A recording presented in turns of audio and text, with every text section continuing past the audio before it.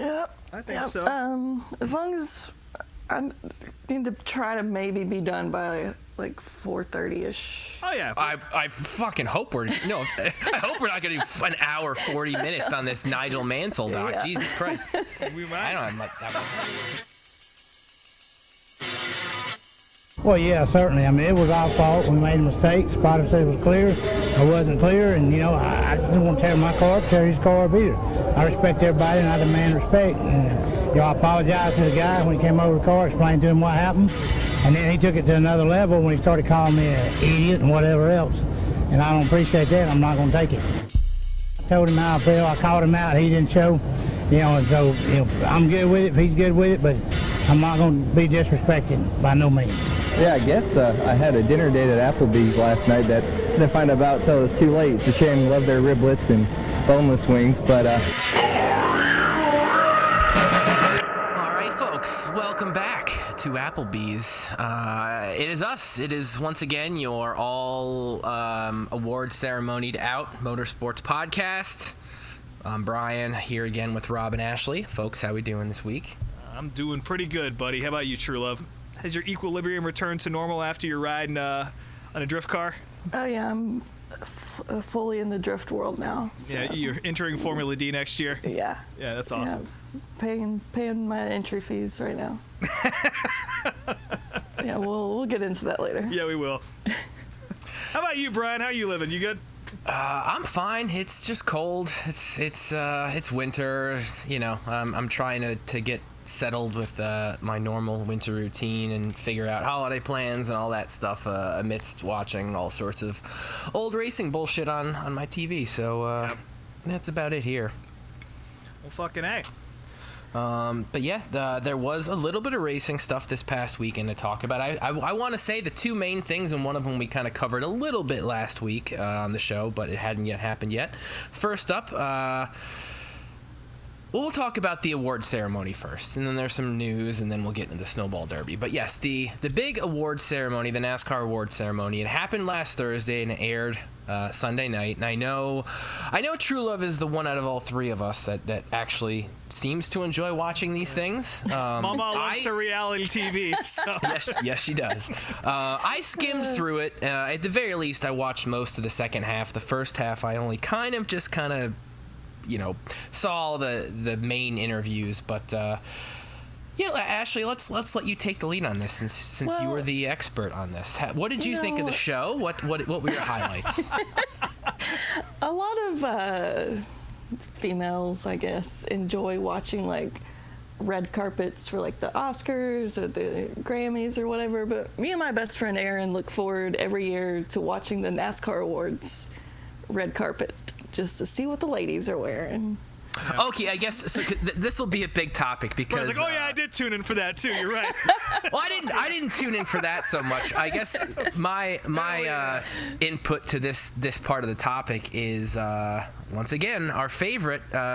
Brett Griffin, on his burner account through Couch Racer, managed to call most of the wives hussies. So, Ashley, let's let you again, as the woman on the show, you can take the lead on this commentary. I don't know. The hussy comment kind of threw me off. Like a lady shows just a little tiny hint of cleavage, and like men lose their ever-loving minds, and that turns them into hussies, I guess. Well, okay, so from a male perspective, the majority of the women I saw that night, the wives, girlfriends, whoever, they all were again wearing gowns and fairly tasteful outfits. I think the only two that really anybody seemed to have any sort of commentary on were Ross Chastain's lady, who I personally thought just looked like a clone of Whitney Dillon. I don't know what was going on there. She's a Monster Energy girl, so. Oh, okay. Quite literally a Monster Energy girl. Yeah. She's quite literally a clone too. So. Okay. Well, then that answers that question. I mean, she was wearing an outfit with like plunging neckline, and I think there were a bunch of like Ross found the melons comments, which again, not to be gross about it, but I mean, this woman was no Linda Vaughn. Let's just say that. And then the other one, I guess. Hey, listen, come on, we're all adults here. Who is? Exactly. Right? Yeah. Fuck is. But then the other one, I guess, which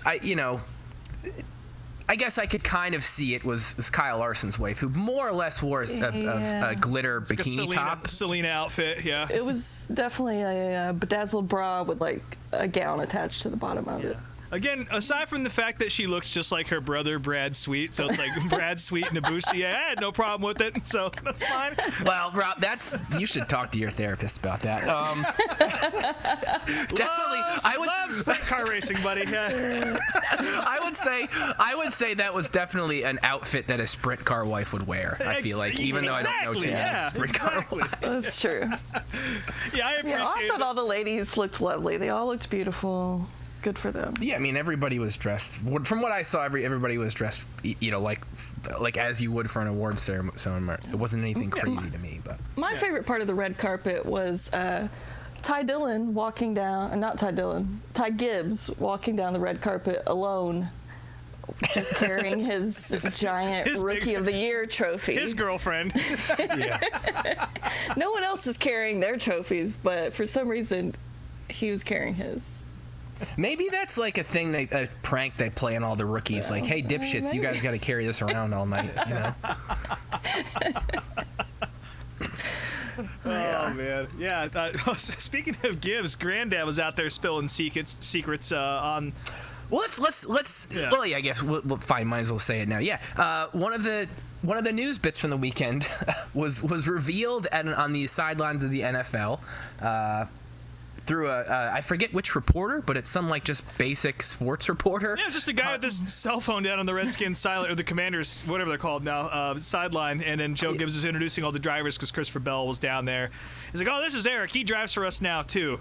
So it's very rare. Driver announcements like that often leak. We still don't know exactly what Eric Almirola is doing for Gibbs next year. It's probably part-time Xfinity from what everyone seems to be saying. But rarely is the head of the team the one who lets it out there in public. But still, pretty public as fuck, in fact, to bring your new driver out there on the sidelines with the rest of your drivers on television. So, yeah.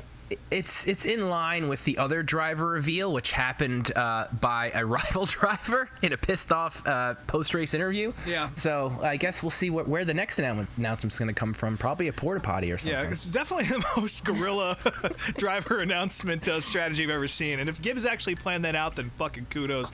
That's awesome. But yeah, back to the banquet. Ty Gibbs brought his trophy. He probably drank some warm milk out of it or whatever he does because he's 13 years old.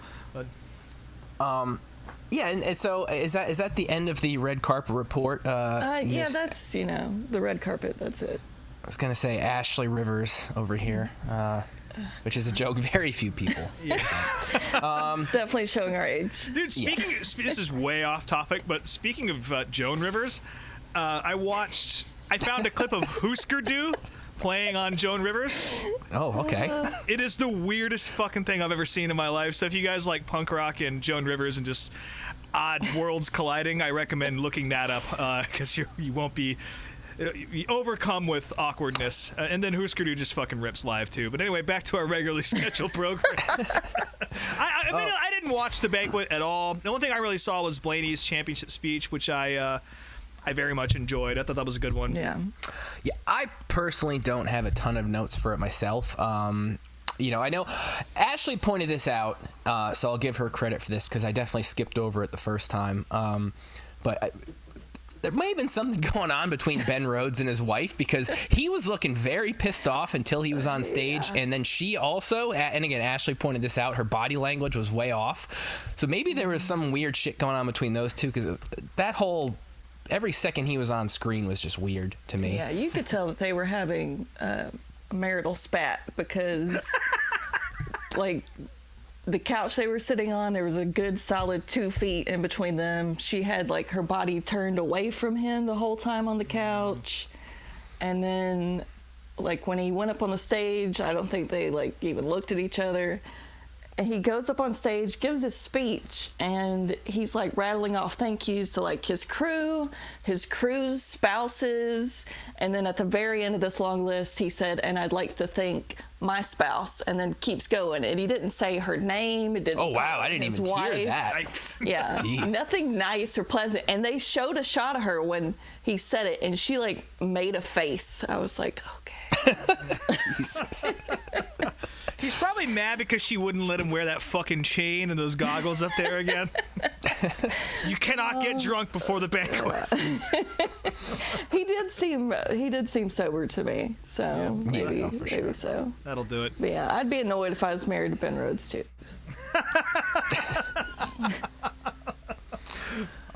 As far as what else we watched, I mean, overall, again, it was pretty boring. I mean, Cole Custer, good on his team. They were all pretty animated and excited to be there. The Kurt Busch thing, I mean, I saw that clip on Twitter of him, like, crying, but then I watched that whole piece of the show, and it really wasn't that sentimental. Again, I'm not a huge Kurt Busch fan. You know, I have tons of respect for him and all of that, and he should be honored because he is, you know, a great driver, but I feel like that one little clip of him tearing up kind of got overblown a little bit, because once he got on stage, he seemed to be okay. Yeah. You know, Bubba was funny. His few moments he was on stage. Actually, Michael McDowell, too. He had, I thought, probably one of the surprisingly funniest moments of the show, where he just basically said, like, I guess I don't suck anymore.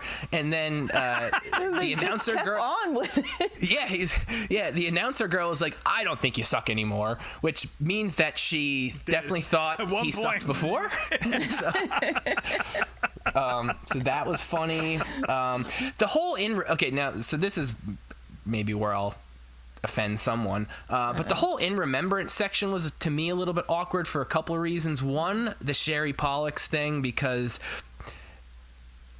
kind of awkward to completely leave out Martin Truex and her entire involvement in the sport, because without him, she wouldn't be anywhere. Again, I understand why you wouldn't. Right. They had a, you know, kind of a messy breakup and all that, but it was without that context. I think if you didn't know they had any relationship, there's like, oh, who is this woman that is honored? And then when they were announcing, that's a tough one. I don't know how to feel about that. Yeah, I don't really know what you could have done to make it less awkward, really. Yeah. Especially, you know, the couple little tidbits I think we've heard about the end of their relationship. You do have to acknowledge her.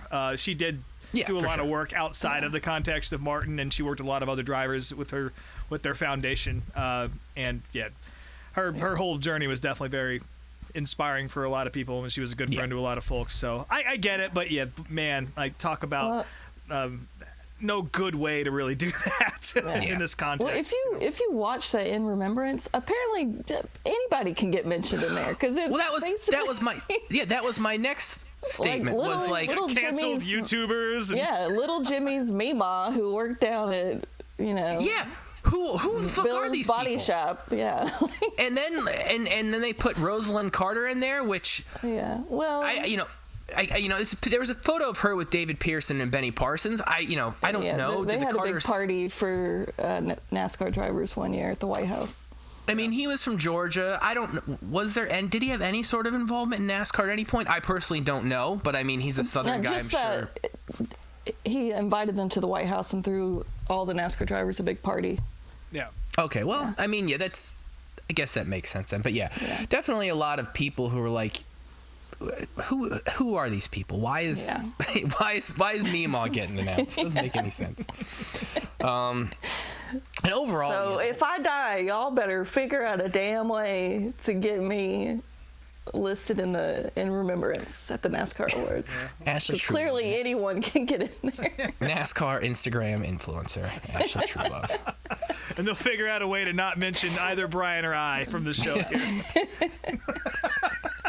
Because this is clearly the pinnacle of what all three of us have done in our lives, is this show. So. And I mean, overall the show is just boring. Blaney's speech was fine. I don't think there was anything. Good. It was fine. I cried when he cried, like talking about Dave and then Lou Blaney, and then Blaney started crying. I was like, what? It's definitely pretty cool to see Dave Blaney be the excited dad. Yeah, I don't know how excited he was there. He was kind of just like looking to hold it together the whole time. Well, yeah, but he's proud of his son, you know, and you don't get to see that, of course, all too often, you know. And he still races sprint cars and does his own thing, and he's very much involved in dirt racing and always was. And in my opinion, he never. I don't know if he didn't get a fair shake, but I hated to see his talent not get displayed in a way that I feel like that he actually has. You know, he's a super talented race car driver, one of the best to ever do it. But yeah, it's always cool to see somebody see their kid come of age and then try to not bust out crying. Love that shit. And yeah, I guess that pretty much wraps it up. I don't know. Any other last statements you have, True Love, other than you I do kind of miss when they used to have the Cup champion and his team and family all sitting up on the stage at a table. Yeah. Now they're just like sitting on couches in the front row, which is kind of weird. Yeah. I gotta say the whole overall like vibe of the whole, because they didn't do the Burnouts on Broadway again this year, right? That was canceled. No, it seemed like the pomp and circumstance was a lot less this year. Maybe it's just the exclusion of the Burnouts, because that's the only thing I really cared about. Was kind of a bummer, but yeah, it just seemed a little bit more subdued than the past couple years they've been in Nashville. Yeah. Yeah, maybe. I will say I also I looked up this band that had brought Blaney out on stage, and Whiskey Myers. they sounded about as bland as their name to me, at least. So they got good records, they got bad records. Yeah. They sponsor the 4-Wide Salute in the World of Outlaws and are a huge sponsor in the World of Outlaws. Again, the name Whiskey Myers it sounds like a shitty like liquor brand or something. It's just that's confusing. Why that is. I would have never ever have guessed that a band announced that. Yeah, check out Broken Window Serenade. That's a good starting point. Yeah, I like some of Whiskey Myers stuff. I don't really care for the new records, but yeah, they're really big into motorsports now, and it was kind of cool to see them come out there and wave at everybody. And whatever the fuck they were doing up there. I mean, it's better than when they used to have like cringy ass comedians hosting and with all due respect, I'd take them over Tim Duggar coming out and waving somebody up. I've had enough of that guy. I'm sure he's cool. A lifetime full of Tim Duggar. You've probably seen Tim Duggar play more than anybody just by how many races you go to. Yeah, just walking through the fan zone every other weekend. There he is. Yeah. Nice guy, though. I've met him. Super nice guy. Yeah, but he seems to... He was there. He was definitely there. I think I saw a photo of him on Twitter. Yep, he was partying with Junior and Blaney. Speaking of musical shit I don't need to see, Flo Rida was there, which is nothing against him, but he brought up probably the widest contingent of people they could find in the NASCAR industry to dance. That was the banquet, right? Oh, God, yes. Oh, yeah, that's right. That's the one other thing, too. I forgot all about that. And it looked a lot like that Windows 95 launch video with Bill Gates and all those motherfuckers trying to figure out how to clap their hands and shit. It's, oh, God. It was so it just bad. felt like that part of the wedding where I realized I'm not drunk enough yet, and I got to go back 100%. Up to the bar. Yeah. Just look up Flo Rida NASCAR. I'm pretty sure that'll be the first thing that pops up if you want to die inside of your own skin. So, fuck. Oh, God. Also, in Nashville this weekend, Joseph Newgarden showed off his new Ryan Blaney tattoo. That's right. Which fake tattoo, I think. So that's not real. There's no way. But it's also one of those things. When's the next time you're gonna ask Joseph Newgarden to pull his pants down and prove? When's the next time he's Well, he was the milk gimp, and he did that fucking on his own volition. Right. So also a fair point. Yeah, he's a fucking freak. That guy is. Yeah. One last little tidbit that I want to bring up before we move on, I assume. In some of the press surrounding the banquet. It came out that Ryan Blaney's interested in running the 500, and Roger Penske kind of gave a non-committal, we'll see kind of thing, and we're going to look into it. But I had no idea that Blaney had any interest in running the 500, and it seemed like it's very contingent on if it's financially viable for the event and how much of the needle Kyle Larson moves having him come over. That's one thing that he did mention, which I thought was interesting. I heard that ticket sales were up because of Kyle Larson. I mean, you're definitely going to bring in some more people to see that. There's not many guys that everyone knows of that stature that'll come over and do that. Like, it was cool to see like Brian Clausen do it, and even Kurt Busch, but even Kurt doesn't have the current sort of cachet that Larson does. I think. Yeah, I mean, I would say only maybe Blaney and Chase Elliott going over to do that would bring the same amount of attention. Well, I mean, you've got. you've got Larson with two different fan bases. His NASCAR fan base and his dirt fan base are all excited about that, you know? Yeah. Yeah. Yeah, the merch is hideous, though. I can tell you that. Chase Elliott did indeed bring home the most popular driver award, but they said that Blaney finished second and Larson finished third. So Weird. Interesting top three. Not surprised about Blaney coming in second, though. Yeah. Well, it's a big year for him. Yeah. It certainly was. But yeah. Hold on, can we take a quick 30-second pause? I have my doctor calling me real quick. Sorry, this is Yeah. one moment. Sorry. We're gonna pipe this phone call in, folks. Hey, Brian, it's your doctor. Yep, this is him. That's Yep. Gonna have to change your nose again. Yeah, it's not as long as we wanted, and it's kind of curling down, so we're gonna have to bring you back in, and we're gonna have to put a brace on it. It's gonna be a brace. Yeah, it's pretty long. You're gonna look like half of a suspension bridge, but that's okay. It will grow in normally, and the curl will go away, and you'll look less like Gonzo, probably within a couple of years. But yeah, hang on one The second. voice you're doing definitely sounds like Gonzo. Yeah, Dr. Gonzo. It's okay. I have the same nose, and yep, that'll be $86,000. Yep. What's the number? That's with insurance. Anyway, so where were we? Yeah, so Blaney's running the Indy 500 Maybe in we'll his see. own mind. Yeah. We'll see if the 500 stuff comes to fruition. I'd love to see it. I always love that crossover, no matter who it is. And in fact, our video of the week later on in the episode kind of ties into that too. But we don't need to get ahead of ourselves too much here. I don't think anything else came out of the banquet that was worth talking about that I can think of. I'm certainly not planning on watching it again. I'm going to watch it through True Love's commentary. Well, that's it. You saw the whole thing. Nice. Unless you want to go back and see how much Ben Rhodes' wife hates him. I kind of do, actually.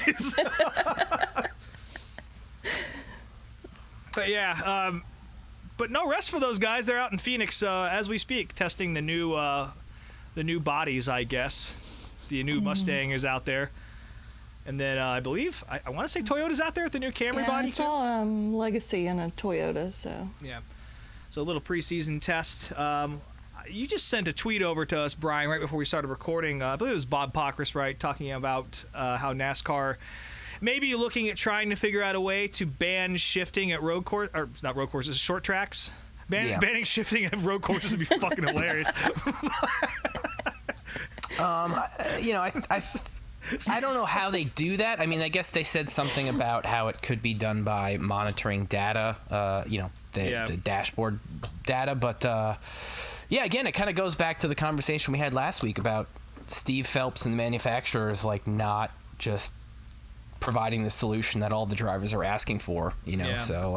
I mean, even if they gave them 1,000 horsepower, I think the shifting issue would still persist. It would be less of an issue, I think, from what I gather, but anytime you can just grab a gear and get yourself straightened out, that's going to be a problem at Martinsville specifically.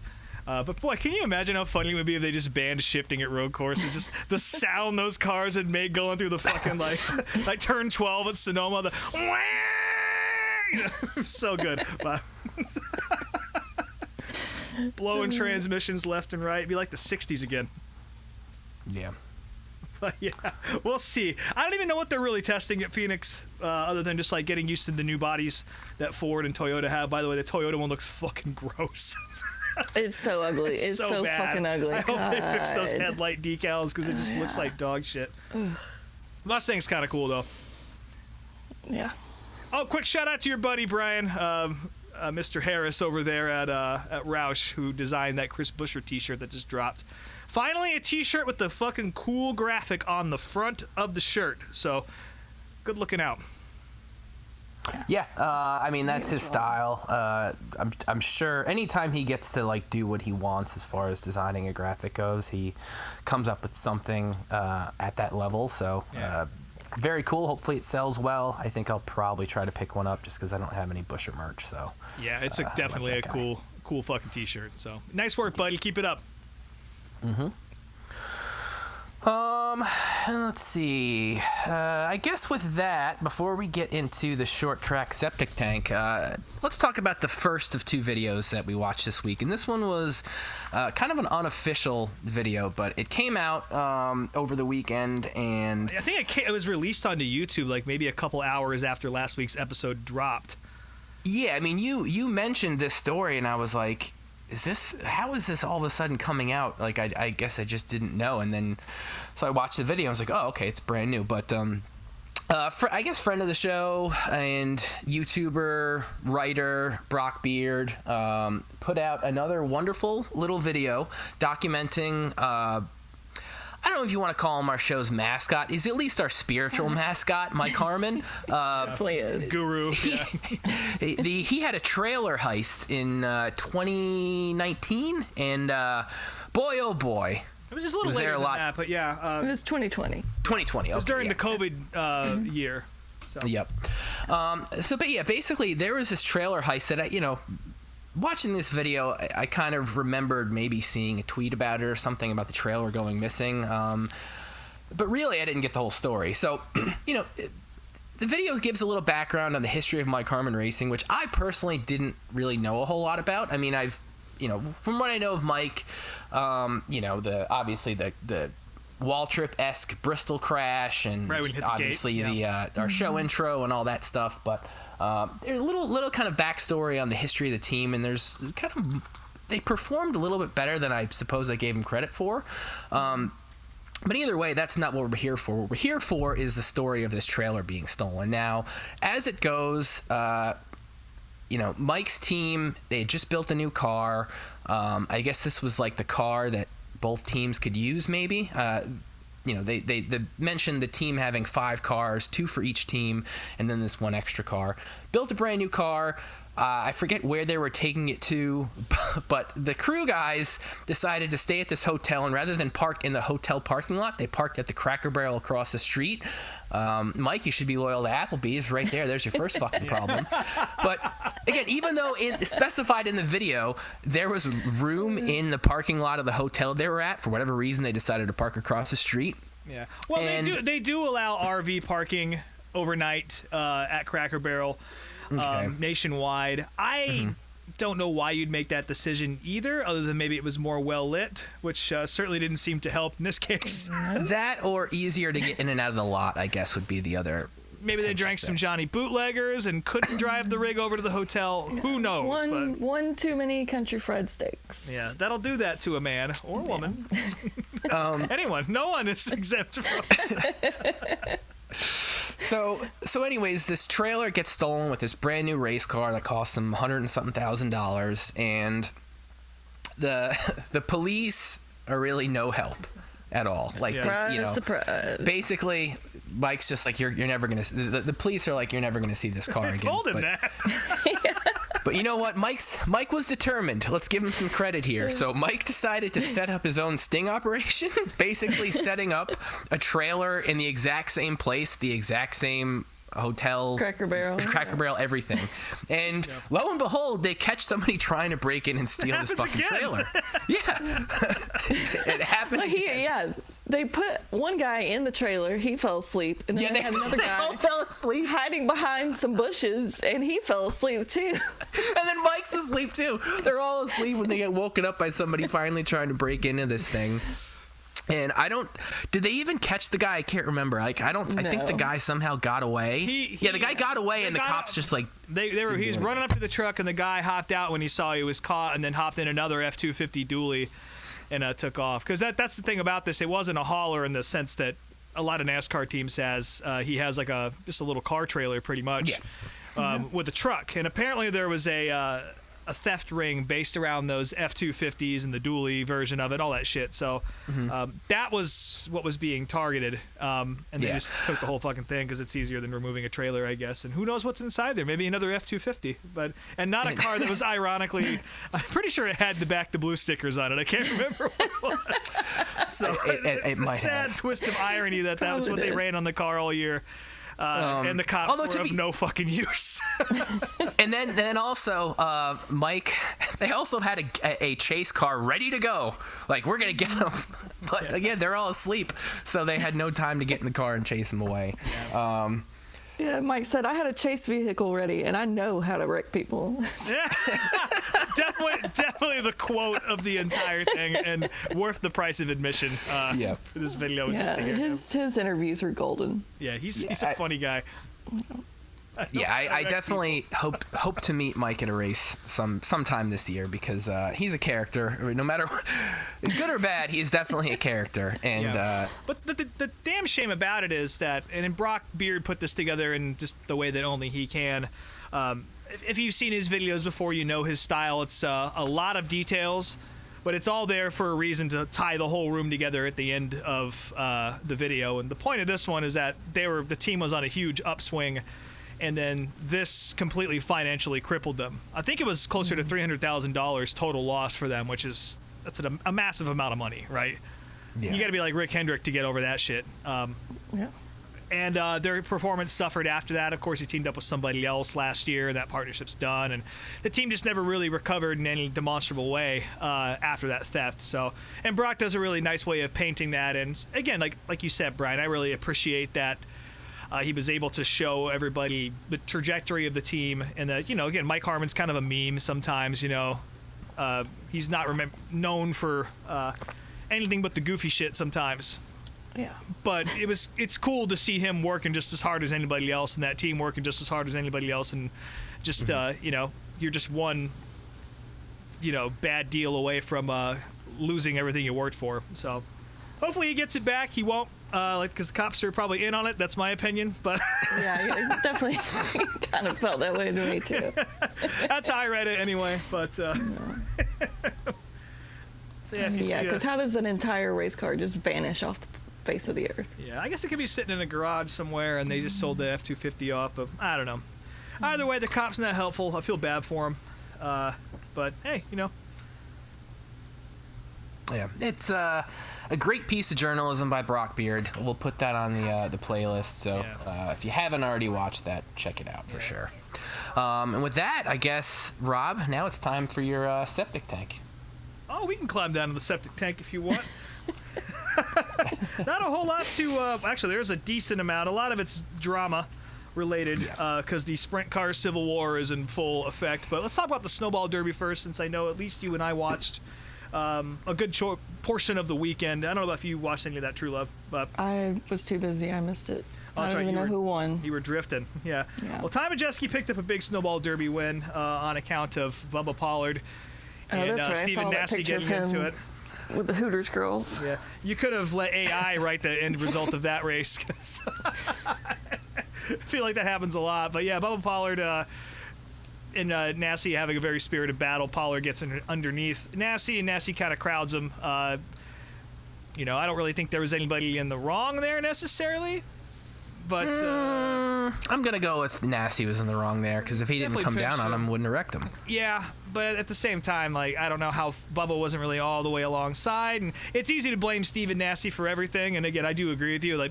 Nassie was the one who had the keys in his hand to turn that little fucking bullshit off. But I don't know, they're racing for the win at the snowball derby. There's 12 laps to go. It is what it is.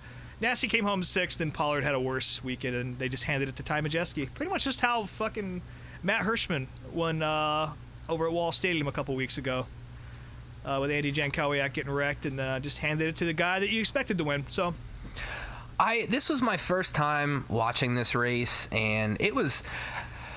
There's one thing that I've learned this past year from really watching a substantial amount of short track stuff is, man, it can take forever sometimes. And Jesus Christ, they had bad weather all weekend, and they basically tried to get as much in on Sunday, and I guess some of it spilled over to Monday also. But they got the main event stuff done on Sunday, and man, for a 200 lap short track race, I feel like from start to finish it was over 3.5 hours, something like that. It's like a NASCAR race. Yeah, but I mean, I don't know. NASCAR goes. It seems to move a lot faster. There aren't as many cautions. There's stuff going on the whole time. Yeah, well, I mean, they don't count caution laps at a lot of these events, too. Yeah, which hurts. Which definitely sure. extends the event, but I don't know. That's kind of part of the deal, I guess. But yeah, especially these super late model races and late model races tend to they drag it out. And then when the race is over, it's another, 6 to 8 business days until you find out who actually won because tech takes so fucking long. Yeah.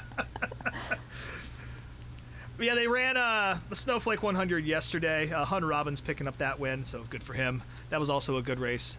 Giant wreck in the middle of the Snowball Derby, worth mentioning, I guess, with about half the fuel getting taken out.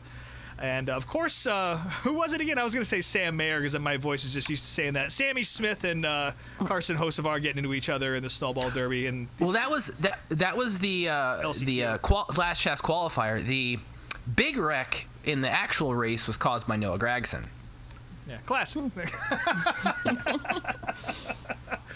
See, I missed that. I was in the studio and I was kind of watching it out of the corner of my eye for a lot of it, so I missed. Yeah, I was gonna say I was wondering why you weren't responding while I was watching this thing, but yeah, if you're busy, doing studio stuff, that makes sense. So basically, Gragson was. I don't know, he's in the top 10 somewhere, and he missed a shift on a restart, and that caused this huge, massive pile. Everyone stacked up, yeah. Yeah. All your favorite NASCAR drivers were involved with that one. About $68 million worth of 5-star bodies getting sent back to the junkyard after that. But yeah, and Noah was pretty, he admitted it was his fault at the very least, so I'll give him credit for that. Yeah. He has no choice but to. In the interview? Yeah. Did he look ripped in the interview? No. He speaks with an English accent now, though. Trying to blast the joint up. But yeah, that was a good race. I really enjoyed it. The Snowball is always fun. Again, I got to go back and rewatch it in full. Sounds like I got to block off most of the day to do that, but yeah, these things take a while. That pretty much wraps up late model season for the year. And which is a bummer. But I got to say, I enjoy this portion of the season where it kind of winds down and it's just like major events, so there's not 50,000 things to focus on. Yeah. That's always nice. And that was pretty much the only game in town was what was happening in Five Flags. Also, I didn't catch who won the Outlaw feature after the Snowflake yesterday, but Jeremy Mayfield was attempting to make that race. First time back at Five Flags in several years. I don't know how he did or if he even showed up or how many dogs he had to sell to get there or whatever the fuck it was. But he was there, and those Outlaw cars are fucking cool looking, man. I don't know if you've ever seen them, but they're not regular late models, hence the name Outlaw. Just Google it. There's not many iterations of them around the country, but they're always cool to see just based on how just wild they look. Mm-hmm. It's almost more like a old square-body dirt late model with like a prototype cockpit on it sometimes. It's very strange. But those races are fun. It's always cool to see those cars rip around. I think the other big news is that the World of Outlaws high limit sprint car war has officially just completely broken out. Both series announcing their schedules. Both of them, honestly, I would say it's a net positive for race fans, especially in the Midwest, because there's now a bunch of Texas, Oklahoma, and Arkansas dates added in, and Missouri as well. So they're kind of going back to the original Outlaw territory. As is High Limit, which is great for me since my fucking parents live out there now, so there's a good chance of me seeing 410s rip anytime I go out there, and with a major series, so I'm stoked about that. But yeah, a lot of defectors going over to High Limit. KKR, of course, that's Casey Kane Racing, True Love. The entire organization moving over to High Limit. Casey running the full schedule over there, which I was kind of surprising, to be honest. I guess I'm a High Limit gal now. Yeah. Oh, I forgot to send this too, but I saw that High Limit took the Outlaws pit reporter as their main announcer. Also, I forget his name, but I just saw that. Yeah, that just happened today. They got they got the pit reporter, the timing and scoring director, their race director, the current champion and championship team. They lost Jacob Allen, which is he's Shark Racing is splitting their organization into two different factions. Logan Schuhart's going over to the Outlaws, and then Jacob Allen's running the High Limit schedule, so splitting the difference, which I think that's what everyone thought KKR was going to do, but so I was a little bit of a surprise to see that happen. But yeah, it is it's become ugly very quick, so it seems like Brad Sweet and Larson have managed to take just about everything that wasn't bolted down, aside from Johnny Gibson and Whiskey Myers, so Lots of schedules not been announced yet. I think Rico is actually doing a full outlaw, not World of Outlaws, but he's kind of picking and choosing his schedule, and he's chasing money next year. So that question is settled. He's kind of playing it down the center, which is probably smart from his perspective, because you can win just the same amount of money and not piss anybody off just yet, and still promote your name on both sides without having to, pick and choose who you want to fucking go to war with. So yeah, it's going to get uglier, and it's going to get uglier as the season moves on, or as the off season moves on, and more of these announcements come out. Of course, it's PRI week, so a lot of those things are going to be coming out in the media. So follow Twitter for all that shit. And really not much happening. I think there's some like late model races happening. I think Hunt the Front's running. Maybe. I'm not really sure. I'm not really in tuned. When you start to get into that pay-per-view world, there's too many letters in the web addresses for me to find them, so it's tough. But there's definitely late model racing happening somewhere in the U.S. on dirt tracks. But the big story, of course, everyone's getting ready for the Dome at Gateway in a couple weeks' time, or a week and a half, I guess. They're starting the weekend of the 12th or whatever that is out in Gateway. I know a lot of guys are testing. I know Brandon Shepard's out at Millbridge today racing a dirt late model, getting some laps in, getting ready for it. And that'll be on Flow Racing weekend after next. Definitely one of the reasons why, again, I'm not paid by Flow to say this, but this is one of those events where it's worth the price of admission. I will say that. Like, this is nice. Between that and the Chili Bowl, these two, it's some of the most fun things you'll watch all year. So if you have some way to watch that next, again, weekend after this coming weekend, it's all this like banquets and shit. And I've had enough of that, I think. Yeah. I don't need to see Bobby Pierce take more trophies home. So, but yeah, that's pretty much the short track septic tank for you right there. Again, I'm sure we'll talk about something again later. There's gonna be a lot more high limit World of Outlaws craziness happening, and again, all the news starts to come out now because there's fuck all else to talk about. So we'll. You might have mentioned this before, but I know Flow shows all the World of Outlaw races, right? No, Dirt Vision does. Oh, okay. Yeah, Dirt Vision. So who's going to show the high limit races? Flow Racing. They said.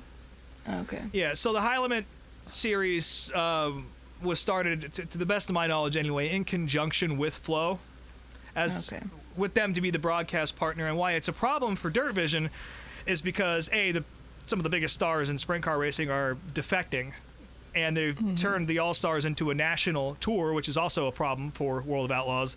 And also the streaming service is about a third of the price for a full year subscription for Dirt Vision. So either things are going to get way more expensive for Flow subscribers, or maybe Dirt Vision will come down a little bit. But I've seen a lot of sales recently that indicate maybe they're trying to cut their losses a little bit early on the Dirt Vision side. This is just me speculating from a fan standpoint, but there's been a lot of deals where you can get a full annual subscription for about $200, which is significantly less than what you'd normally have to pay. So definitely worth keeping an eye out for those little codes as we approach Christmas. Maybe shit will get crazier as more of these defections come out. But yeah, it's going to be a real interesting, dramatic winter for sprint car fans. And before we get into our big video of the week, Ashley went and did her own racing stuff this past weekend. She was. Let's tell us your story, Ashley. What did you go and do? I went to Bumblefuck, Alabama to watch drifting. Nice. So what was this event you were at? Was it just a meet? Was it an actual like contest? What was it? No. Just dudes in a fucking parking lot doing burnouts? They're out at the Dollar General. Just blowing through some ling-longs. Oh. So, my friend Andy invited me to come along this past weekend to Alabama. But I guess there's a shop in Atlanta called Koru Works. I don't know if y'all have heard of that. Yeah. But I know I heard about it years ago through Rutledge because they work on a lot of his stuff. But it was a bunch of the guys from that shop went over to Alabama. I guess so Andy and all of his friends started drifting like over 20 years ago, like back when it first Yeah. became a thing. I guess Andy did it professionally for a few years back then too, but it's just a group of friends that, you know, have been doing it since in like 20 years. So once a year they have like a anniversary meetup or whatever. But we went to this place in Columbiana, Alabama, which is in the middle of fucking nowhere. Columbiana. Yeah. Well, the track was called Mid Pond, and it was originally like a karting track, but I guess drifters have taken it over. Yeah. It's a half mile, 12 turns, and there's a pond in the middle of it. Hell yeah. But you can just rent it out. So, like, him and his friends just rented it out.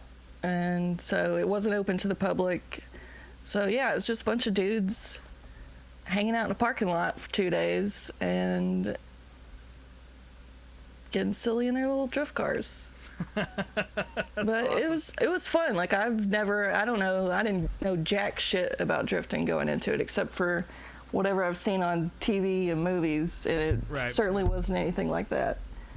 It's just a bunch of old dudes hanging out in a parking lot. Yeah. And there's like no egos, like nothing like that. Just they know that it's silly and they know it's ridiculous, and that's what makes it so fun. That's awesome. And I'll say this, like, I don't know much about drifting either, but that's saving a lot of racetracks in the United States right now. Yeah. As these drift clubs coming in. Like, yeah. It's a big deal at Thompson. It's a big deal in Albuquerque, my hometown. Yeah, it's the only reason Lanier Raceway still exists is because Caffeine and Octane bought it and do drifting. When Josh and I did the Kenny Wallace thing at Lebanon Valley, they were actually drifting there that day. Like there's some spot between the drag strip and the dirt track that's now like a drift pad. Obviously, drifting is a huge thing at Cletus McFarland's spot. Every time I drive in Western New York, I forget the name of it, but there's this massive drift car track that's like drift car specific, and it's right on the highway on 90. So it's not my thing, but you know, whatever. It's still car culture, so it's cool, I guess. I think that short track fans nationwide should be thankful it exists. Is all I'll say. Whether you like it or not, that shit's keeping those racetracks open and saving them in a lot of cases. Again, there wouldn't be a Sandia Speedway in Albuquerque anymore if it wasn't for Dan Brockett and those guys at Whiskey Garage. So it is what, and Jim Guthrie as well. I got to shout him out. I don't know Jim at all. I used to ride around with Dan a little bit back in the day. Again, like about 20 years ago, sort of in the earlier days of the craft. And it was fun riding around with him. A little scary on the street sometimes, but, you know, it is what it is. Yeah, I got to ride with Andy a bunch, and, like, it was, all I could say the whole time was, this is so fucking fun. Like, I don't know, it just wasn't what I was expecting, but it was so much fun. And also, like, riding in his car was a little scary because he's, like, 6'4", and I'm, like, 5'2", and so I couldn't see out the front windshield at all because the seat was sitting so low. So I was just riding blind, and I could just kind of see when we're barreling towards trees. Yeah. He didn't bring you any phone books to sit on or anything like that? I told him I need a booster seat for next time. I could only see out my right side window. What was he driving? What's his car? It was I want to say 2001. That could be wrong. BMW. But, yeah. I don't know anything about, you know, any car made after, like, 1985. Yeah.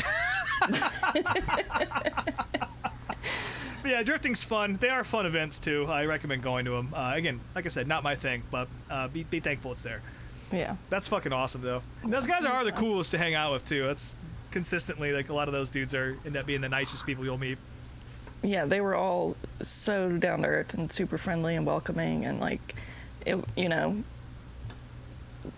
I've spent my whole life, you know, hanging out with dudes around cars in a parking lot, so it wasn't anything different than that. Yeah.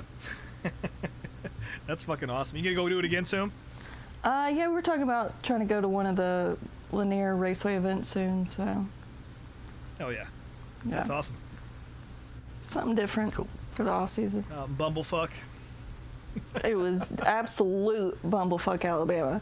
And one of the neighbors, I guess, like, hates having to hear drift cars at, like, 10 in the morning. Yeah. So he was, like, shooting off guns, like, right outside the property line. It was terrifying. Oh man, yeah, but that is indicative of a bumblefuck, that's for sure. So. Yeah. So yeah, that was my weekend. So Ashley Truelove on the Formula Drift Tour for next year. You can count on it. Yeah. Sponsorship from Motul and I guess one of the guys that was there, one of his friends, like works on one of the teams, one of the Von Gittin teams or something. That's cool. Formula Drift, I don't know. I'm still learning. Yeah. Again, it is just racing at the end of the day. It's like kind of the same shit, but yeah. It's all the same, like sounds and smells and parts and pieces. Yeah. That's fucking awesome. Maybe I'll go out to a drift event at Thompson, and I can And there you go. smell those same smells. So. Speaking of smelling some terrible smells, I guess we do have kind of a dark of the week this week. Oh, dude. Well, this comes from our, I don't know Moonhead. I don't know if you guys do either, but Moonhead, of course, Yeah. big iRacing guy, a man about town. If you know who Landon Huffman is, you probably know who Moonhead is. Yep. He put out a really funny tweet. He actually found the DARF of the week for us, and we saw it through Twitter. He doesn't listen to the show, but if you do happen to come across it, thanks for the heads up. I don't even remember what this was in reference to, but it was this lady named Donna on Facebook who just says, "Glad my late husband is not here to see the NASCAR of today." And his comment on it is, "I'll be honest, I've had my issues with NASCAR here, but I have not reached my glad my spouse is dead levels of issues with the sport." So Donna, that's where the smell thing comes in, because people, when they die, they decompose. Hopefully, I won't even say anything. I'm sorry your husband's dead, but I'd rather him be around to see this than be dead, unless you killed him or whatever. I don't know where this is going, but thanks for the heads up, Moonhead. That's my dark of the week. Yeah, that. Yeah, I don't know what to say about that. I mean, I don't know. If whatever is going on in the sport would anger him, he's probably not the best person. I don't know. I have some ideas as to what it could be, and I don't want to get too speculative about this person that's in the ground. But yeah, if I don't know what would have, I don't know. Whatever they don't like is probably something we like. At least you don't have the fucking caution clock. That's for sure. Yeah. That made me want to fucking die. So. Oh God, the caution clock. Jesus. Yeah, remember that shit? Yeah, get angry, folks. They did that. It's the same fucking people. Well, on that note, I guess we'll. On that note, I guess we'll move on to our video of the week, and this was one that I probably should have done a tiny bit more research on before claiming video of the week. But in saying that, it was interesting. I picked this Nigel Mansell video.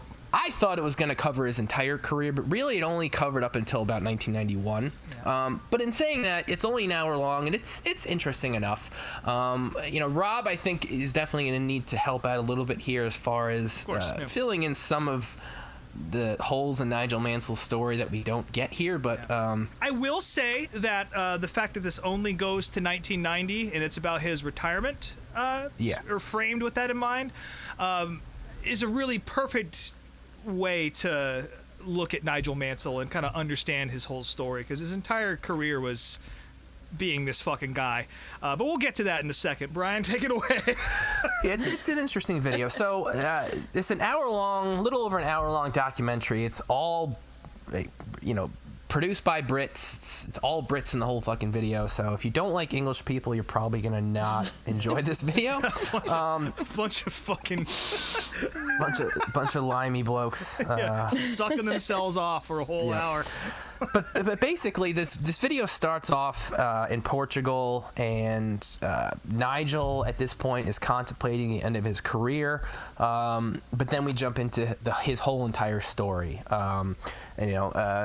He was just a working class dude from England who loved racing, and he and his family basically sold everything they had for him to be able to get involved in Formula 3 racing, because that was his way to move up the ladder in the sport. And definitely no rich benefactor or daddy's money or any of that sort of thing. This is Mansell does have that very grassroots family approach to it.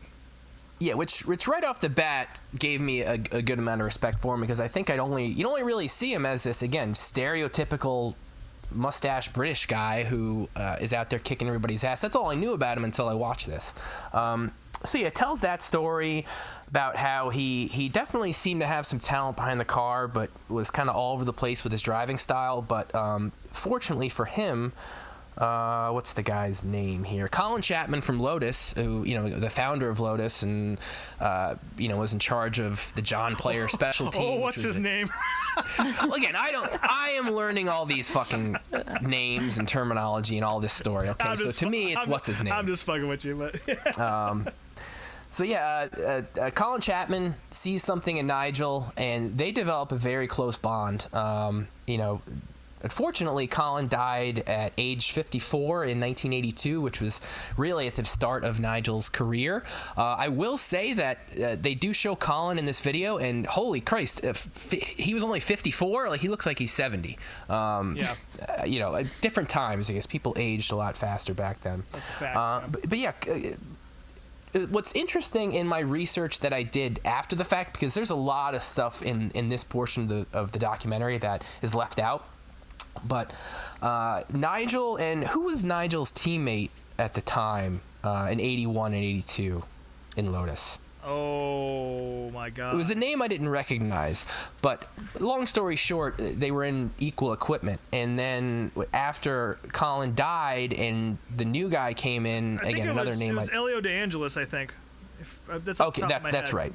It is. The new guy in charge of Lotus didn't see what Colin saw in Nigel, and basically started giving him lesser equipment. There's one particular story that I saw on the Wikipedia where Nigel asked for specific brake pads and didn't get them, and then had a brake failure in this race and cost him a race. So, after a couple years of dealing with that, he ended up going over to Williams. Williams, again, saw the same potential in him that Colin Chapman did, and in 85, he finally started winning some races. Being the English statesman really started to become a star in England, especially. And yeah, had a lot of success. In 86, he was in contention to win the F1 championship, but it was Japan. Yeah, big blowout at Suzuka. Lost the tire, and that sent him into the fence, and that kind of killed his chances. No, it was the 86. No, 86 was the Australian Grand Prix. He got a flat, and that's what ruined his chances. 87, is Japan. What happened there? Going into Japan, practice crash, flat tire. He had a wreck that this didn't happened look a lot. Is I guess what you can take out of all this. Yeah, the wreck itself. When they show the wreck, it doesn't look that bad, but Nigel explains it. Basically, the way his car landed on this curb, like a rumble strip, his seat more or less landed on the rumble strip, and it broke his back. If he'd landed a few feet in either direction, whether it'd been on the track or in the grass, he probably would have been fine. But it was because the seat was so low to the floor pan of the car, and the seat bounced off the ground more or less and broke his back. So that ruined his chances there. Also a pretty tall guy. Yeah. And these machines, your feet were very far forward, and those cockpits were really tiny. So yeah, a lot, and not really any regard for driver safety at that point. So, no. It's not surprising.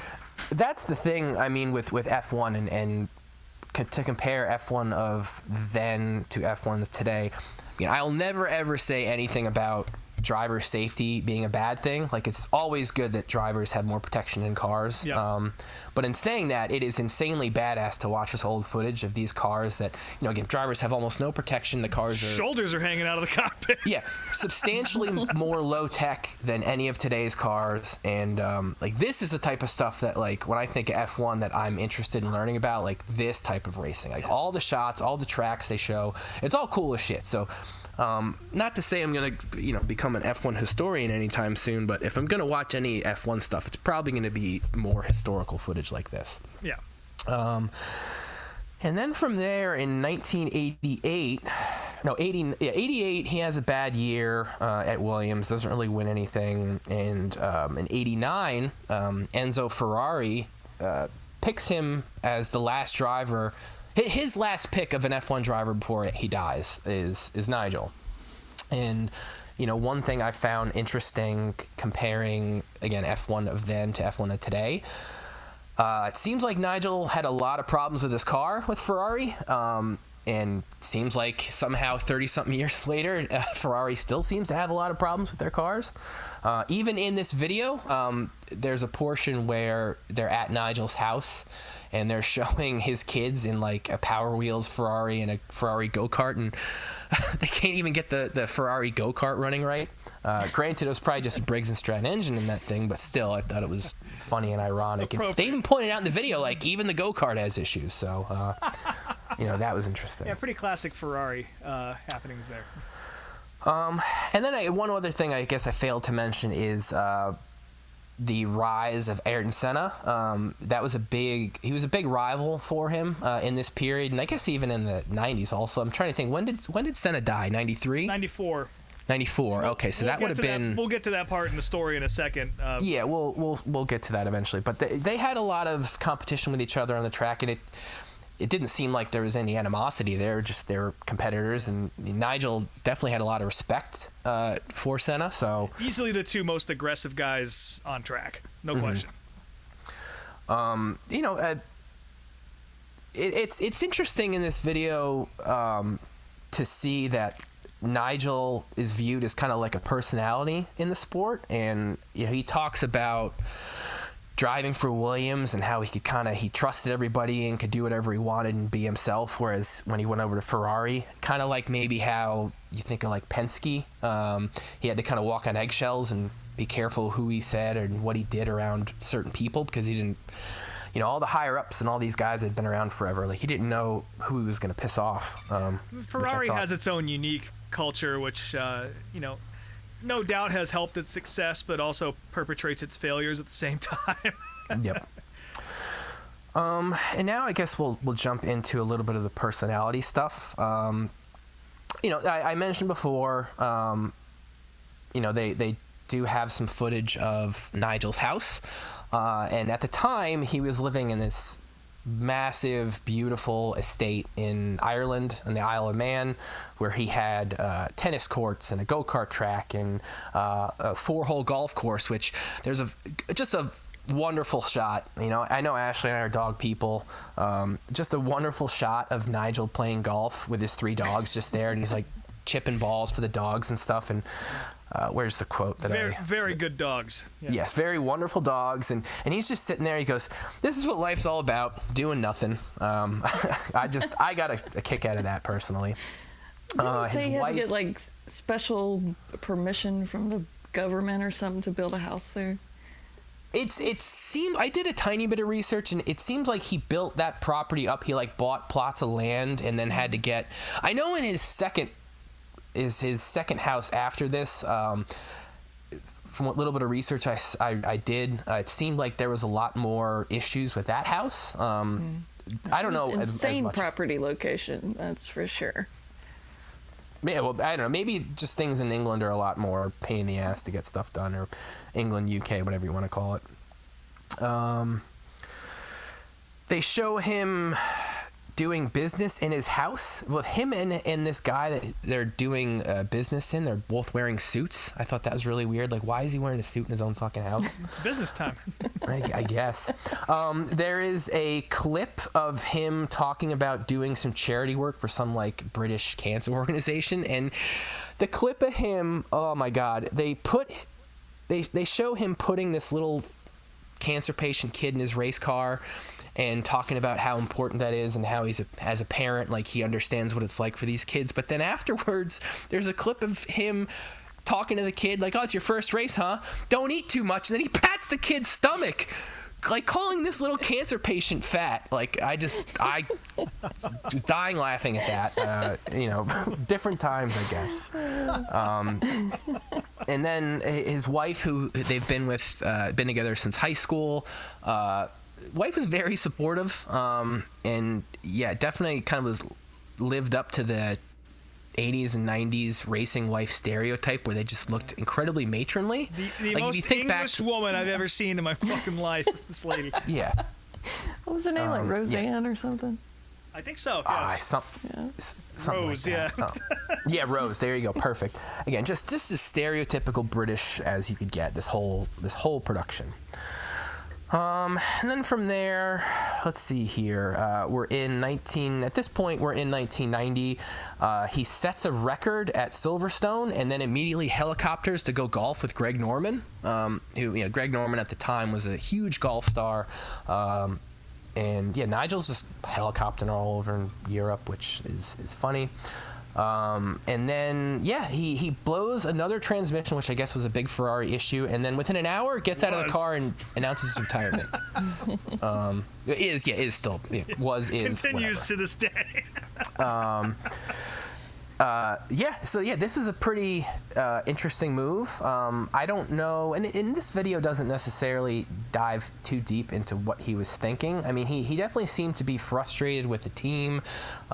He'd only been in F1 at that point for 10 years, which, again, I don't know what the average F1 career length is, but, I mean, 10 years, I mean, he was only 37. He was kind of still in the prime of his career. It could have been a car thing, self-confidence, who knows? He doesn't really dive too deep into it other than just, like, he didn't feel like his heart was in it as much anymore.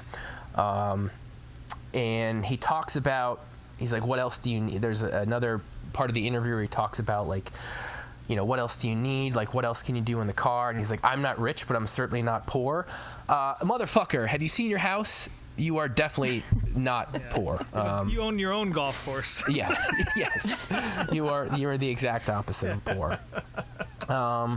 And then there's kind of a rant at the end where he's talking about how his wife and his family is factoring into his decision-making process, where his wife early in the video is actually very supportive, and she's like, I don't push him to do anything. Like, I know that for his career to end, it's got to be on his terms. It's got to be a deal where he wakes up and he decides he doesn't want to drive anymore. And I thought that was a pretty supportive perspective of a wife. I mean, I feel like a lot of, racing wives, like, probably as drivers' careers get on, like, they don't want him in the car as much, but, you have to kind of support your partner. I cannot wait to tell the rest of the story here in a second. Yeah, and basically, so like Rob was saying, this video is framed to where Nigel's contemplating his retirement, and then at the very end, like last second, and it's edited in a way that really tells the story to me, he decides, and he's like, literally an hour before we filmed this, I decided to drive for Williams again. Yep. And then the video ends with him driving a Ferrari around, I think, Silverstone in the rain. So again, like, I definitely feel like maybe there was some truth to it being all kind of last minute at the very end of this production of this documentary. But yeah, that really, it ends this chapter, and from here, I guess we'll let Rob fill in what happened from here, because a lot more happened. He retired in like 45 minutes after he retired. Williams swooped in and picked him up. Yeah. There was a lot of issues of why he left Williams in the first place. Some of it was the gearbox they were working on. Some of it was status in the team. Mansell demanded to be a number one driver for the team, which I suppose makes sense. Which I will say, after the issues that he had at Lotus after Colin died, I mean, you have to me, that makes total sense as to why he'd want to be priority number one after dealing with that once before. I mean, I feel like, and I'll say this before I I don't want to get too much into the history here, because there's a lot of it, and we're not an F1 podcast, so we don't want to. Mm-hmm. We've already lost half of you anyway, so. It feels like his team made this video. This very much feels like a Mansell production, because it does paint everything very sympathetic in his direction.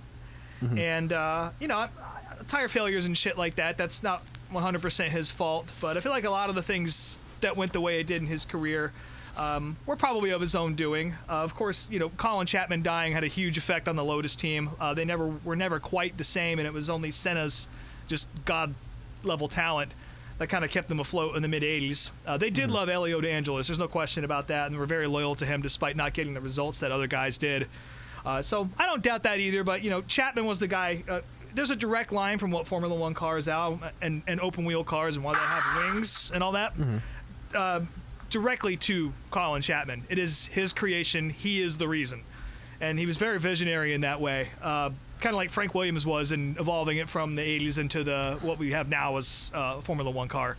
So, which is kind of funny when you see Frank Williams taking an interest in him and kind of picking him up from the ashes of Lotus, and Lotus would be gone within 10 years. So, kind of, or maybe a little longer than that, but they certainly fell off a cliff after Colin died. But yeah, this whole thing just seems very much like Mansell produced it himself, because it's very much a pat on the back kind of, look at all the good things about me. He was a notorious shrewd businessman, really known for not being very nice of a guy. When it came to Williams signing him, it took, a few months for him to, whatever, contract negotiations or whatever. He is a talented driver. He commands a lot of money. It is what it is. And, of course, he went on to win the World Championship in 1992 with Williams, but he refused to be on a team with Alain Prost. And that's who Williams wanted to bring in as the other driver. Again, it goes against his number one status. He had a rivalry with Alain over at Ferrari.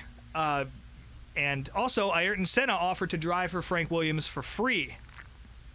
So, kind of a tough spot when you have, a couple of world champions here vying for the spot. And basically, Williams wouldn't bluff, and that's why Mansell went over to IndyCar. Ah, okay. That answers that question. Yeah, so there were no open seats, and rather than take a year off, and also there was a lot of sort of saber rattling between CART and the FIA at that point, and a lot of folks in Formula One were using CART and its stature, especially with the Indianapolis 500 being what it was, and still is. It's still pretty much the biggest and most known motor race in the world, right?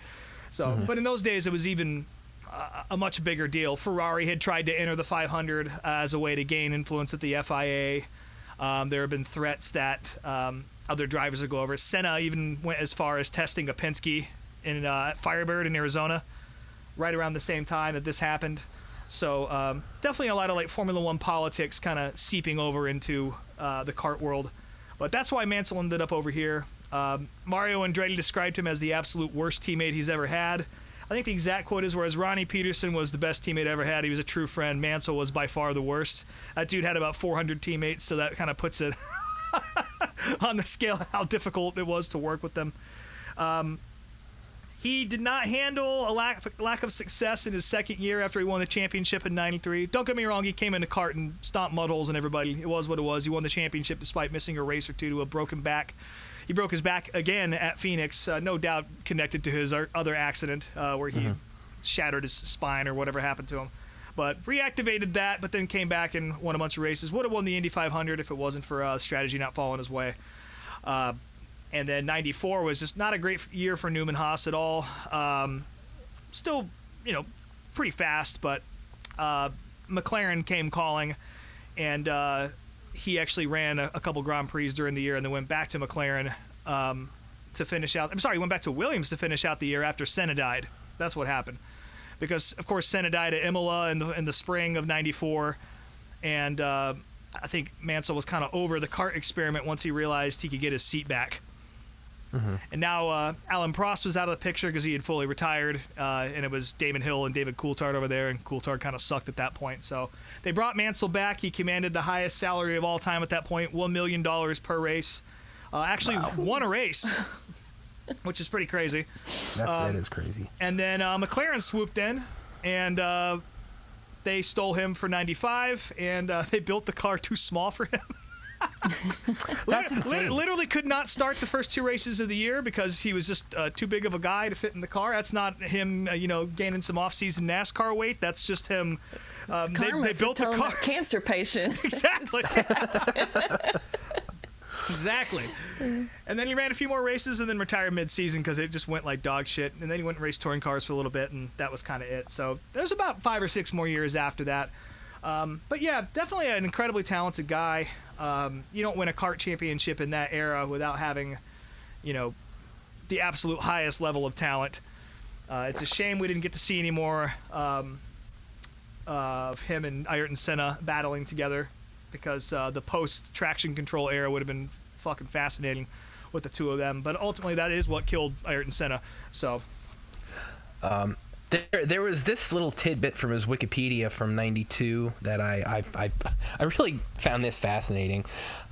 During this season, Mansell gained a reputation for a psychological competitiveness and mind games. After the announcement by the FIA that the organization would be weighing drivers, Mansell, known for ignoring diet, starved and dehydrated himself, just like a UFC fighter, prior to weigh-ins. This measure led to Mansell weighing less than his teammate Ricardo Patrese by half a kilogram. Yeah, that's just crazy. I love psychopath shit like that. Like, that's cool. There's not a great account of the shit he did in IndyCar, as far as I can tell. It seems more like, dude to dude, stories, Mm-hmm. But it seems like that shit continued, and you can see the way he ran his contract and his business. That was pretty much the same across the board. Probably a delightful guy if you're in his family, but it seems like everybody else had a fucking huge problem with him. So yeah, I have a complicated relationship with that, with my idea of who Nigel Mansell is.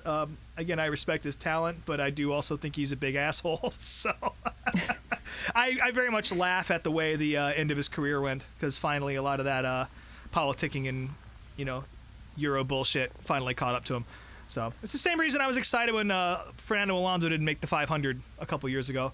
Oh, Mansell also said that the Indy 500 was a joke, apparently, in some interview, so fuck him. But yeah, definitely a fascinating story. I wish there are more documentaries out there, and there's a lot of video of that time in place, because kart was the biggest thing going in the United States, way bigger than NASCAR at that point, or at least it was certainly still number one in the ratings. And it wasn't until the split happened a couple years later that the whole thing fell apart. But yeah, that part of his career is equally as fascinating as the first, and at the very least, seeing this old footage of these Formula One cars from the mid '80s rip around is something to behold, because they really were incredible machines. Just all balls. Yeah. Again, I will admit that there clearly is some bias here in the production of this video, but the more I'm learning about Mansell, I'm just like, it's an interesting. I can see the dickhead. I can see where you get that opinion of him. But there's part of me that respects that. I think especially when you go back, I mean, you think about some drivers in NASCAR especially, I think about like Rusty and Dale in particular. Yeah. They were horrible teammates. They hated having teammates. They didn't want to have teammates. Yeah. Then again, this was also a time where the good old boy I say good old boy when I'm talking about Formula One, but I feel like there was a lot more of a driver fraternity in the 70s and 80s back in those days than there was when Mansell started to come through. When you had and I'm not saying there wasn't ego back in the 70s and 80s, but when you're talking about like Alain Prost and Senna and the psychological shit they did to each other, and then Mansell's just playing the game, and then he comes over to IndyCar, which has its own thing, and I can see why people will be upset by that. So yeah, I agree with you. I don't know if respect is the right word that I would use, but I totally get it. And it was not like he was the only guy. Everyone was an asshole and continues to be, I assume. Yeah, well, that's $1 million a race, though. That's the thing. It's hard to be that rich and not be somewhat of an asshole. I just don't. It doesn't matter if you're a racer or not. Like, there's very few people who are rich and powerful that aren't somewhat bad. An element of cutthroat. Yeah. Yeah, but at the same time, again, as a racer, you have to respect that. I'm interested. I do want to do a little more research, and again, I want to get a little more into the old F1 stuff, because again, there's just it is so wild to watch that old footage, and that's the type of stuff where again, I don't know what current more modern F1 fans, I don't know what they know about the past of the sport, because I doubt. And I've never watched the Netflix show, but I doubt the show gets that deep into the history. I will recommend. And what it was like. And again, this is the exact same thing from Ayrton Senna's perspective, but the Senna documentary. Keep in mind that is a documentary about him, with him framed, as the main character. He does no wrong. It's one of those things, but it is incredibly beautifully shot. And he's his own guy who. Hell, he had his own cartoon. Yeah, he was a cultural phenomena worldwide, but particularly in Brazil. Yeah. Not many people commanded the level of respect that he did back in those days, just as a folk hero. But yeah, that era of Formula One, again, it's very it's fascinating, and that's a big reason why I'm into it, because I started watching Formula One like 91, 92, still a very little kid. It was just on before I went to church when I was like 5 or 6, flip the TV on and there's Monaco happening or whatever the fuck it is, And so those are the guys I became acquainted with was, like Mansell and Senna and Prost and Michael Schumacher at the beginning of his career when he just came into Benetton and started fucking him up. It was kind of awesome. Also, at the same time, a big black eye on American motorsports because Michael Andretti had swapped over to Formula One at the same time, and he ran like dog shit. A lot of that was on McLaren because, again, Mansell couldn't even get them running in the right direction, so kind of is what it is. Has there been an American F1 star? I mean... Mario Andretti is the only one that I can really think of that had huge success, and again, he's sort of a generational talent. There have been other guys, like a lot of American greats have been there. Bobby Rahal was over there. Andretti, though, wasn't he? He's not actually American, though. He's first generation, yeah. They immigrated to the U.S. in the 50s, so he grew up here and came from dirt tracks and all that. So it's not like he had never, he wasn't stepping off the boat, here. Golly, Europe's amazing, that kind of thing. He'd been there before. Well, that's what I mean. Is like, that's what I mean. Like, there's no purely American. No, but then again, you see like the sort of wall that wow, we really are an F1 podcast today. You see the sort of wall that the FIA and Liberty have put up against allowing Andretti to compete. Yeah. And you can kind of see there is definitely sort of a nose that gets turned up towards American motorsport, especially like with the pompous nature of McLaren coming in and to the Indy 500, thinking they would just they got so much wrong when they tried to run Alonso as their own team and not through Andretti, and they missed the show, and it was fucking hilarious.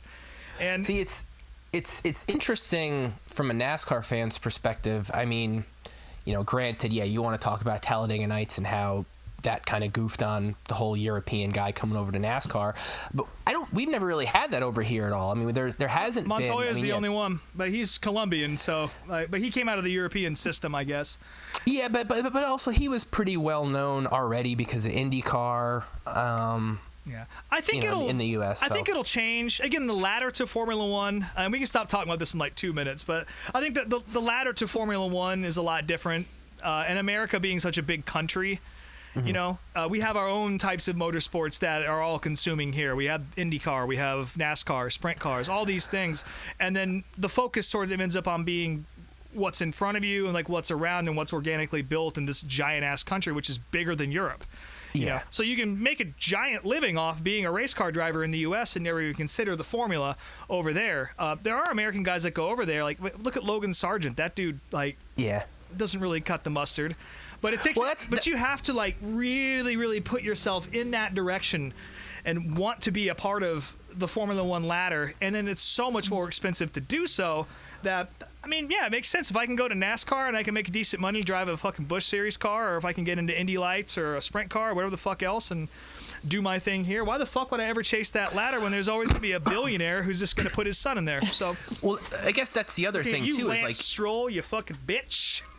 I feel like you could have. Oh, go ahead. I feel like Keelan Harvick might maybe try to. Yeah. Well, that's follow that ladder. Which is weird. He'll be an IndyCar by the time he's 21. You fucking watch. I guess the other thing though is like with F1. I mean, you could have the budget you need to start an F1 team. You could go in there with $100 million, but it seems like there are a bunch of other barriers even to start a team. Whereas in NASCAR, like all you gotta do is have the money and do it, Exactly. Yeah, anyone can start a NASCAR team and show up. Yeah. I mean, Liberty and the FIA now make it so incredibly difficult. The teams don't want more teams because it takes away from the amount of money that they all make. They have that's the exact billion-dollar budgets NASCAR. with a B. So, like, I get it, but I don't know. That's the sort of thing that really, like, as if NASCAR isn't already out of my budget. That's a billion-dollar business too. But at least it seems to like acknowledge the fact that poor people watch it. Whereas Formula One is just on its own like fucking island, and I feel like I don't know. I could talk for hours about that shit because again, I do have a genuine love for it, just like I do short track racing, NASCAR, IndyCar. It all comes from the same place, but what it is now is certainly not the same thing. I think you almost have to divorce yourself from what happens on the track with everything else involved in F1. Yeah. You know, if you're from that perspective. Yeah, but again, like to answer your original question, no, there really hasn't been anybody from the United States that's gone over there and made a big effort, or a substantial effort towards being successful. And it's a shame because we have the talent, and I feel like Colton Herta could be one of those guys. I feel like any of the American IndyCar dudes could probably, well, not Stingray Rob maybe, but there's a couple of these dudes who could probably go over and do pretty well. Stingray Rob should be a household name as far as I'm concerned. I agree, but yeah, I just think that anybody worth the shit in the United States sees their money spent elsewhere. That's all. Yeah.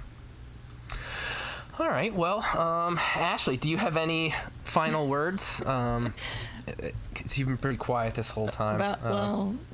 About this video, no. But I will say we got breakfast at Waffle House in Bumblefuck, Alabama one morning, and the cook at the Waffle House was wearing a Formula One hat, which I thought was very fucking random. Fuck, bro.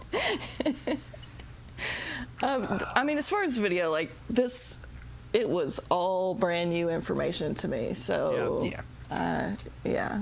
But my favorite line, it was very early on in the video where they were talking about like his origins and like how they were having to sell off all this stuff to make money for him to go racing. And the line was, even the family silver was on the line. I was like, what the? Yeah. The family silver? I was like, that's not a normal household. Well, he could have meant silverware. I think it's the silverware, yeah. Yeah. Well, But still, it was probably like premium, you know? How fucking English is this shit? Jesus. Yeah, it was very fucking English. Yes, very, very, very English, for sure. No wonder we left. But hey, you know, listen. This is while this is technically a NASCAR podcast, it's also technically a motorsports podcast. So, true. You know, we like to kind of. It can't all just be everything. NASCAR every week. Yeah. No. I will say this, the website doesn't exist anymore, but if you like the sort of weird stories and like the sort of like also rans and just like oddities, go on to the Wayback Machine and look up f1rejects.com. That website is fucking awesome, and I'm so sad that it's gone now. Maybe there's a new iteration, I have no idea, but the last time I checked like 5 or 6 years ago, it was still available on the Wayback Machine or any sort of like internet preservation website. But yeah, lots of crazy stories in there, and actually a lot of insight into a lot of American drivers going over there and trying to make it and not having success. There's a great article about Michael Andretti and why he sucked, and yeah, it's cool. And yeah, F1 it's just as cool as anything else, but it's just a damn shame that the presentation doesn't match up with what it actually is, and the heritage kind of gets lost in the sort of Netflix gloss, because I think people don't think about this era. Yeah. Which they should, because it's badass. It's so fucking badass, yeah. So thanks for clubbing into Uncle Rob's Formula One septic tank. Hey, like I said, I enjoyed it. It's what do they call them over there? I was going to say, the loo. What is a septic tank called in fucking Stroke on Trent? Water closet. Stroke and Trent, UK. And continuing the theme of non-NASCAR videos, there aren't a ton of women in motorsports. There are a handful, but there aren't a ton. And probably one of the most famous and probably the most accomplished is Shirley Muldowney, who, if you weren't aware of her, she was a drag racer in the 70s up until, I think, 2003, I want to say. She started in 74. She's actually from my part of New York, which is interesting. And, she... we talked about racing movies a few weeks ago. She had her own movie called Heart Like a Wheel, I believe was what it was called, that came out in 1983. And the video that we're going to watch for the next episode, it's going to be her last race ever, which I was trying to find a documentary about her, and I couldn't really find anything that I felt good. It was good content for the show. But this race, again, it's her final actual Top Fuel race, but it also includes a lot of historical footage, so you kind of get a summary of her story. So that'll be for the next episode, and we'll have that on the playlist for you to check out in the meantime. And yeah, I don't really know. We don't have a ton coming up as far as racing stuff goes, but I'm sure there'll be some news tidbits and some little short track stuff and things in the next couple weeks here that we'll have to talk about. So just tune in for the next episode. As always, you can find us at Meet Me at Applebee's on Instagram and Meet Me at the Bees on Twitter. I am Speedway Screens on all the sites and speedwaytsj.etsy.com for the store. Still got a few weeks to get your holiday orders in. Same with Ashley. Ashley, where can they buy whatever you're not selling at this point, I'm sure? They can just find it on the internet. Wow. Just find it on the internet. That's it. Real quick, while we're plugging stuff, let's have a brief merch mention. So Hollister was just announced as the newest NASCAR licensee, and they came out with a $50 sweatshirt that has kind of a really shitty generic 90s NASCAR graphic on it. What do you think about that, real quick? And are you excited to go to Hollister to shop for your NASCAR? Wait, Hollister, not Abercrombie? I've ever been inside of. Oh, Hollister's the next one. They're the same company, anyways. I think. I think they're owned by the same people. So that makes sense. Yeah. But yeah, you're gonna go there and get a sweatshirt or what? I didn't see this. You'll have to send me the link, but I don't think I've ever stepped foot inside of a Hollister, so it's kind of hard to get into. There's that weird little entryway and the orange smell, and I'll say I liked that Dale shirt they put out. I know it was devoid of sponsors. We talked about it a long time ago. I've actually seen this thing in person. It's pretty cool, honestly. And I highly disagree as a vintage guy. I know you hate the reprints and all that, but well, didn't Harris make the Bill Elliott shirt that they put out?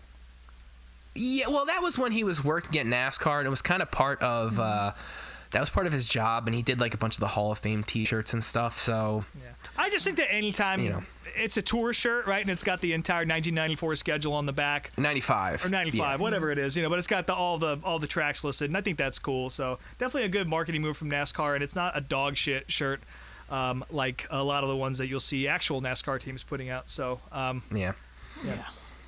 I don't hate it. I get why you don't like it, but I don't hate it. But anyways, that's where True Love is sending you this week. Hollister.com. Oh yeah, go to the Hollister. I have a booth set up there with all my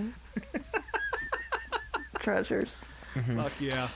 But Rob, you've got some stuff going on, and I saw you're looking for some session work. Yeah. Well, I got time, so I figure I've always avoided session work and live work as a drummer, just because I have a day job too. But since I got laid off, I might as well fucking do it. I very much enjoy doing that stuff. So if you need drums on a track or anything like that, or if you're a band or an artist who needs drums, I play all kinds of fucking white guitar music. So. I can play other shit too, but there's probably people better suited to do that than me. But yeah, if you're looking for a drummer on any project, hit me up. Again, my band These Wild Plains is going to be putting the new record out in a couple months here. Just wrapped up tracking over the weekend. That's why my Snowball Derby coverage is a little spotty, because I was too busy drinking nips with my band and my good buddy Will Benoit from Somme, who was tracking all the shit for us, so thanks to him. So keep an eye on our shit, and we'll be announcing some shows soon as well. But yeah, band's starting to come back online here, and that's fun. You can find us at These Wild Plains, pretty much anywhere on the internet. And like I said previously, no more racing for me for 2023, but I am 100% going to the Chili Bowl. And be sure to find me and Shirtless Alex out there at the Rowdies. We're gonna have us a time out there. Jealous. Yeah. Hell yeah. Cool. All right, folks. Well, that's going to wrap it up for this trip to Applebee's. Well, thanks again for tuning in, and we'll talk to you next time. Before we sign off, I just want to say this real quick. We were joking before we hit record here that True Love was like, I need to be out of here by 4:30 because I have a dinner to get to. And it's like, there's no way we'll record an hour and a half long episode talking about Formula One. And you know what time it is right now? 4:26. So yeah, I don't know how we did that, but we got 4 minutes to fill here. If y'all have anything else? But we did it! Hooray! Yay! We did it. But seriously, I think we're this is one of the last episodes of the year. We got one or two more left in us before we take a break for the holidays. And thank you guys for listening. All the Spotify stats came in, and again, like there's not many of y'all who listen, but there's a decent amount. And the people who do, I know you tune in every time. So it really means a lot for you guys to tune in and listen every week and check this out. It's fun for us, and I hope it's fun for you too listening. So. Yeah, I was surprised by how many people had us as their top podcasts of the year. It's fucking crazy. Yeah. Hell yeah. We really, really appreciate it. Because, again, we do this if no one listened, I think. Because I love you guys and talking to you. Mm-hmm. We really appreciate the support. It does mean a lot to us. And we're definitely going to keep doing it. But we will take a break for the holidays. We got one or two left in the tank, I think, before that happens. And I'm sure we'll talk about, we'll get together after the Chili Bowl and do a little winter check-in or something. But, yeah. Clock's a ticking, fuckers. So, all right, we'll see you next week.